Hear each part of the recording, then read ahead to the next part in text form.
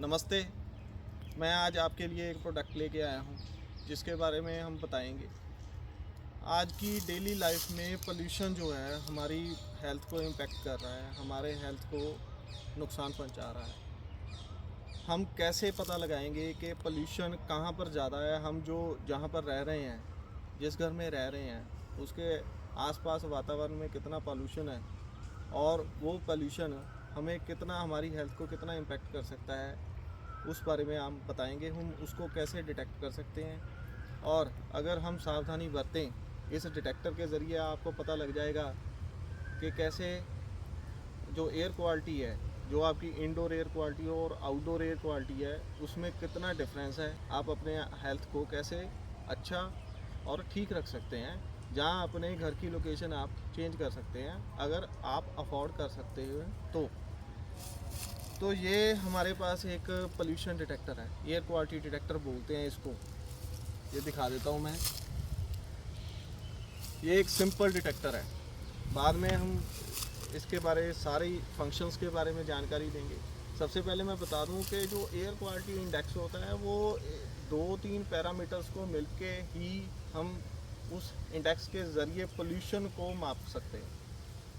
Like PM2.5, जो 2.5 micron के कण है हवा में, हमारी एयर में जो 2.5 माइक्रोन के कण हैं वो कितनी मात्रा में है, वो PM2.5 फैक्टर बताता है। इसी तरह PM5.0 है। PM2.5 से थोड़ा सा ज़्यादा उसका साइज़ होता है, उसका डबल साइज़ होता है, 5 माइक्रोन साइज़ होता है। वो हवा में कितनी मात्रा में है उसके बारे में वो PM5.0 फैक्टर बताता है। इसके अलावा VOC, TVOC, total volatile organic component, जो टोटल वॉलेटाइल ऑर्गेनिक कंपोनेंट है उसको ज़्यादातर हम इंडोर एयर क्वालिटी मेजर करने के लिए यूज़ करते हैं। और इसके अलावा HCHO, फॉर्मेल्डिहाइड कंटेंट कितने हैं। जो केमिकल्स हम फैक्ट्रीज़ में बनाते हैं, हमारी फैक्ट्रीज़ में वही जो हम केमिकल अपनी लेबॉर्ट्री में बनाते हैं वो फैक्ट्रीज़ में टूल्स को ठंडा रखने के लिए यूज़ होता है। जब टूल्स चलते हैं, CNC VNC मशीन पे चलते हैं, तो वो फिर स्मोक और फ्यूम्स क्रिएट करते हैं। उसमें फॉर्मेल्डिहाइड होता है, जो वो स्मोक और अगर हमारे लंग्स में जाती है तो हमारे लंग्स के लिए, हमारी हेल्थ के लिए ख़तरनाक हो सकती है। उसको HCHO फैक्टर के पैरामीटर के ज़रिए हम मेजर करते हैं। इसके अलावा स्मोक हो गई, TVO से, मतलब ये 4 और 5 पैरामीटर्स होते हैं जिसके ज़रिए हम AQI, एयर क्वालिटी इंडेक्स को मेजर कर सकते हैं। आजकल हमारे पोल्यूशन इंडिया में खास करके जो मेजर सिटीज़ हैं उनमें पोल्यूशन इतना ज़्यादा हो चुका है कि हर 10 में से एक बंदे को ब्रीदिंग की प्रॉब्लम है। अस्थमा हो, ब्रोंकाइटिस हो, एक्जीम, ऐसी प्रॉब्लम्स उनको आ रही हैं। वो किस कारण से आ रही हैं? क्योंकि हमारी जो एयर है उसकी क्वालिटी दिनों दिन घटती जा रही है। ज़्यादातर जो एयर पोल्यूशन है वो व्हीकल्स, डीजल व्हीकल्स, उनके द्वारा पैदा किया जाता है। ज़्यादा वो क्रिएट करते हैं पोल्यूशन।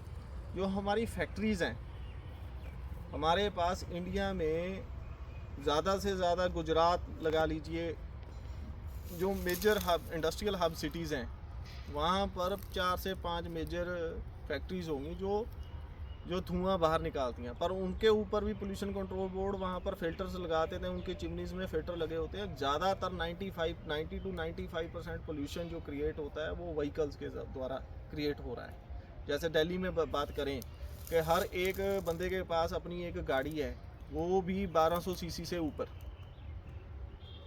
वो एक बंदा अपनी गाड़ी लेके जा रहा है तो वो पोल्यूशन क्रिएट कर रहा है। हाँ जी, जैसे मैं दिल्ली में बात कर रहा था, मुंबई में बात कर रहा था, लुधियाना में बात कर रहा हूँ। अभी हम लुधियाना में हैं। लुधियाना में भी पोल्यूशन बहुत ज़्यादा है। हमें कई बार बता देते हैं कि दिल्ली में बहुत ज़्यादा पोल्यूशन है। तो दिल्ली में भी पोल्यूशन है, लेकिन जो लुधियाना में पोल्यूशन है वो भी बहुत ज़्यादा है। आप कहीं पर आइए, जो डेंस एरियाज़ हैं उनमें काफ़ी पोल्यूशन है।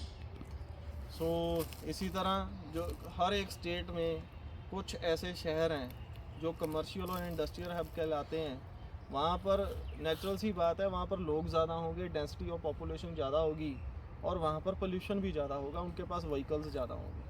आप कहीं पर भी चेक कर लीजिए, अगर कोई फैक्ट्री लगी होगी, उस सपोज कर लीजिए कहीं पर एरिया में 10 फैक्ट्रीज़ लगी हैं, 10 फैक्ट्रीज़ के आसपास खेत हैं, वहाँ पर आपको जो आप एयर क्वालिटी डिटेक्टर लेके जाएंगे, आपको एयर क्वालिटी का पता लग जाएगा। और किसी चौक में खड़े हो जाइए जहाँ पर व्हीकल्स ज़्यादा हैं, किसी चौक में बहुत ज़्यादा डेंस, वहाँ पर व्हीकल्स की डेंसिटी ज़्यादा है, आपको पता लग जाएगा कि कहाँ पर पोल्यूशन ज़्यादा है। तो मेरे पास ये डिटेक्टर है, ये कैसे काम करता है मैं आपको ये लाइव ही दिखा देता हूँ कैसे काम करता है। जैसे अब ये ऑन हो चुका है, यहाँ पर आप देख सकते हैं कि अभी ये इसने मेजर करना स्टार्ट किया है, इसने एयर क्वालिटी को मेजर करना स्टार्ट किया है। इसमें दिखा रहा है कि जो पोल्यूशन लेवल है अभी 13 है। तो यहाँ पर मैं सिटी से बाहर आया हूँ स्पेशल इसी को मेजर करने के लिए। आप देख सकते हैं कि आसपास ग्रीनरी कितनी ज़्यादा है, पेड़ कितने ज़्यादा हैं। तो यहाँ पर फैक्ट्री और व्हीकल्स दोनों ही कम है, फैक्ट्रीज तो है नहीं, आसपास खेत हैं, व्हीकल्स भी कम है। तो यहाँ पर 13 आ रहा है। आज संडे का दिन है, वैसे भी पोल्यूशन कम होता है संडे वाले दिन, तो 13 है। अगर यही मैं सिटी में ले जाऊँ तो 300 350 से में होगा। तो यहाँ पर मैं आपको बता देता हूँ, जैसे मैंने फैक्टर्स की बात की थी, HCHO, ये देखिए ये HCHO है, ये फॉर्मेल्डिहाइड पैरामीटर को मेजर करता है कि एयर में जो लेबॉर्ट्री में केमिकल्स बनते हैं उनकी कितनी मात्रा है। 0.043 मिलीग्राम पर मीटर क्यूब, मतलब 1 मीटर क्यूब में इसकी वैल्यू अभी आ रही है 0.039। इससे भी कम होगी क्योंकि अब धीरे धीरे ये मेजर कर रहा है, इसको एक्यूरेट कर रहा है और इसकी कैलिब्रेशन भी होनी अभी बाकी है। इससे भी कम होगी फॉर्मेल्डिहाइड की, क्या यहाँ पर कोई केमिकल नहीं है। तो अगर इसकी वैल्यू 0.100 मिलीग्राम पर मीटर क्यूब से कम है तो इट इज़ सेटिस्फैक्ट्री, ये ठीक है वैल्यू। अगर इससे ज़्यादा है 0.100 से तो वो थोड़ा सा उसको हानिकारक हम बोल सकते हैं। नेक्स्ट पैरामीटर आ गया TVOC। अभी ये वेट लिखा आ रहा है यहाँ पर, अभी इसको मेजर कर रहा है, टोटल वॉलेटाइल ऑर्गेनिक कंपोनेंट। ये जो पैरामीटर होता है TVOC, ये इंडोर एयर क्वालिटी के लिए यूज़ करते हैं। जो अगर हमारे घर में कुछ ऐसे क्या होता है कि कई बार रोटी खा के उसको वहीं पर छोड़ दिया, वहाँ पर फंगस लग गई, जहाँ इंडोर हमारे पेंट है, पेंट में पपड़ी बन गई, उसके नीचे फंगस लगी वाइट कलर की, तो वो ये TVOC ये पैरामीटर उस चीज़ को मेजर करेगा। तो ये हम इंडोर एयर क्वालिटी के लिए ज़्यादातर यूज़ करते हैं TVOC। तो ये अभी मेजर कर रहा है, इसको मेजर करने में थोड़ा सा टाइम लगता है। नेक्स्ट आ गया PM 2.5। हमारे यहाँ पर जो इंडिया के स्टैंडर्ड्स हैं और बाहर के वर्ल्ड के स्टैंडर्ड्स भी हैं, उसमें सबसे ज़्यादा खतरनाक कंपोनेंट है वो PM 2.5 है, 2.5 माइक्रोन कंपोनेंट। ये इसकी वैल्यू अभी आ रही है 008 माइक्रोग्राम पर मीटर क्यूब, काफ़ी सेटिस्फैक्ट्री है। इसका लेवल अगर ज़्यादा होगा तो इसके अकॉर्डिंग ही आपका एयर क्वालिटी इंडेक्स ज़्यादातर मेजर किया जाता है, इसके डायरेक्टली प्रोपोर्शनल होता है। अभी 007 है, बिल्कुल सेटिस्फैक्ट्री है, गुड लेवल है, वेरी गुड लेवल है एयर क्वालिटी इंडेक्स का। 011 मैंने कभी भी नहीं देखा। जिस शहर में हम सिटी में रह रहे हैं वहाँ पर मैंने 011 वैल्यू एयर क्वालिटी इंडेक्स की कभी नहीं देखी। ये आउटर साइड में है, तो ये PM 2.5 फैक्टर है। नेक्स्ट आ गया PM 1.0, ये 1 माइक्रोन वाला आ गया, 006 आ गई। PM 10 आ गया, 009 आ गया। अभी जो टेम्परेचर है, टेम्परेचर 34 डिग्री सेल्सियस है, 45 डिग्री ह्यूमिडिटी है। ये सारे पैरामीटर्स दिखा रहे हैं कि हमारी जो एयर क्वालिटी इंडेक्स है वो कितना है। नेक्स्ट, इसको यूज़ करने में ये जो फंक्शंस हैं, ठीक है, इनको यूज़ करने के लिए हम कैसे कैसे चेक कर सकते हैं। जैसे ये आ गया RT। अगर कोई चीज़ हम रिकॉर्ड करना चाहते हैं, सपोज कर लीजिए HCHO, इसमें नीचे देखिए, नीचे कितने parameter, HCHO, temperature, TVOC, PM 2.5। अगर सपोज कर लीजिए PM 2.5 हम रिकॉर्ड करना चाहते हैं तो मैं इसको अभी नीचे ऑप्शंस आ गए, जैसे हम मोबाइल फ़ोन यूज़ करते हैं, किसी को रिकॉर्ड करना है, जहाँ कोई वॉइस रिकॉर्ड करनी है, जैसे ये यहाँ पर आ गया स्टार्ट आ गया। अगर मैं स्टार्ट दिखाऊंगा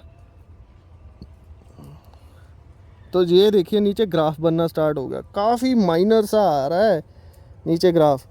इधर आ जाइए, इधर आ जाइए कैमरामैन, यहाँ पर आ जाइए, थोड़ा सा छाँव में आ जाइए।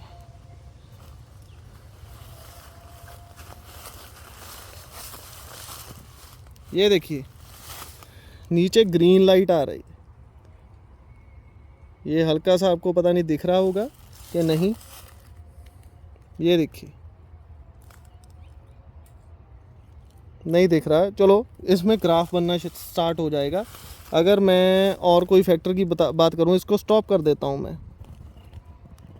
मैंने स्टॉप कर दिया इसको। अभी बाहर आ जाएं तो सपोज कर लीजिए मैं HCHO लेवल मेजर करना चाहता हूं, इसको स्टार्ट कर देता हूं। ये भी नीचे ग्राफ बना है, यहाँ पर वैल्यूज़ बहुत कम है, हर एक पैरामीटर की वैल्यू कम है, तो इसलिए नीचे की तरफ ग्राफ आ रहा है, नीचे की तरफ। ये देखिए नीचे की तरफ ग्राफ आ रहा है हल्का सा। चलो बाद में इसको क्लियर करके बता देंगे। इसके अलावा एस्केप हम जो रिकॉर्ड हमने रिकॉर्ड किया है यहाँ पर हम चेक कर सकते हैं, यहाँ पर हम रिकॉर्ड को चार्ट के ज़रिए चेक कर सकते हैं, ठीक है। इसी तरह हमारे पास कैलिब्रेशन का ऑप्शन है। अगर हम इसको कैलिब्रेट करना चाहते हैं, यहाँ पर ए दबा के हम स्टार्ट कर देंगे, इसको कैलिब्रेट कर सकते हैं। कैलिब्रेशन का क्या मतलब होता है कि एक बार कोई भी डिवाइस है, अगर वो उसको हम मेजरमेंट के लिए यूज़ कर रहे हैं तो उसकी कैलिब्रेशन होनी ज़रूरी है। अगर कैलिब्रेशन नहीं करेंगे तो हमारा जो डिवाइस है वो सही काम नहीं करेगा, वो हमको ऐसे नहीं है कि बिल्कुल गलत वैल्यू दे देगा, पर उसमें जो टॉलरेंस होगी, एक्यूरेसी होगी, वो थोड़ी सी कम होगी। इसको कैलिब्रेट करने के लिए फ्रेश एयर में ले जाएं, जैसे हम बाहर खड़े हैं, इसको स्टार्ट दबा दीजिए यहाँ पर, इसको पूरे 300 सेकेंड्स, मतलब कि इसको 5 मिनट के लिए हमें रन करना पड़ेगा। 5 मिनट के लिए इसको स्टार्ट मोड में, रनिंग मोड में रखिए, ये अपने आप डिवाइस अपने आप को कैलिब्रेट कर लेगा। कैलिब्रेशन होने के बाद ये आपको बिल्कुल एक्यूरेट AQI बताएगा। ये ऑप्शंस हैं आगे पीछे करने के लिए। कैलिब्रेट्स ये सेट है, इसके ज़रिए हम स्क्रीन ऑफ का टाइम सेट कर सकते हैं, शट डाउन का टाइम सेट कर सकते हैं, वर्क स्पीड नॉर्मल रखनी है कि हायर रखनी है, यहाँ से सेट कर सकते हैं। ब्राइटनेस स्क्रीन की हम 100% अभी रखी है। फैक्ट्री सेटिंग जो है इसको हम रीस्टोर भी कर सकते हैं फैक्ट्री सेटिंग को, और उसको कर सकते हैं। जैसे ये सेंसर है, सेंसर की कैलिब्रेशन हो सकती है, ठीक है। कैलिब्रेट करने के लिए टाइम की कैलिब्रेशन हो सकती है, मल्टीप्लाइंग कैसे कर सकते हैं, ये हम सारे ऑप्शंस जो डेली लाइफ में मोबाइल फ़ोन में यूज़ करते हैं उसी तरह ही इसको यूज़ करना बहुत आसान है। यूज़ करके इसको हम कर सकते हैं। ओके जी, इसको हम ऑफ़ कर सकते हैं। और पीछे हमारे जो C टाइप चार्जिंग पोर्ट है, जो C टाइप दे रखा है इन्होंने, तो आपको चार्जिंग करने के लिए कोई भी मुश्किल पेश नहीं आएगी। इसको हम, ये ऑन और ऑफ़ बटन है, मैनुअल ऑन ऑफ़ कर सकते हैं। और अगर वैल्यूज़ आपकी ज़्यादा आ रही हैं नॉर्मल वैल्यू से, ये अपने आप बीप करना स्टार्ट कर देगा, और इसकी आवाज़ जितनी वैल्यू ज़्यादा होगी उस अकॉर्डिंग ही इसकी बीपिंग की जो वॉल्यूम है वो इंक्रीज़ होती जाएगी। आपको पता लग जाएगा कि यहाँ पर पोल्यूशन का लेवल ज़्यादा है।